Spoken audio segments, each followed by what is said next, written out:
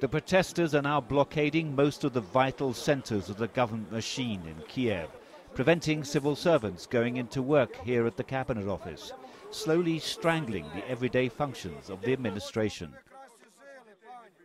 This woman asked to be let through so she could work, but the picketers said, "No, we want you to have a better life."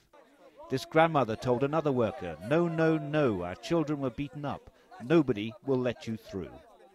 A thick cordon of riot police has been thrown around the presidential offices, but President Yanukovych himself is staying outside the capital at his official country retreat, locked in consultations with his advisors, trying to devise a strategy to combat the demonstrations which are threatening to unseat him. Independence Square and large sections of Kiev are now out of his control. The city's police chief has been suspended after the violent tactics used over the weekend to evict the protesters from here. More prominent scalps are expected. There have been round-table talks between the opposition parties and the government at the initiative of the parliamentary speaker here in Kiev. But the only thing that's come out of those talks is a demand from the opposition for the cabinet to be dissolved.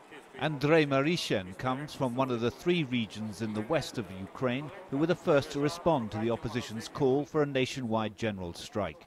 He runs a ski rental business with 20 employees.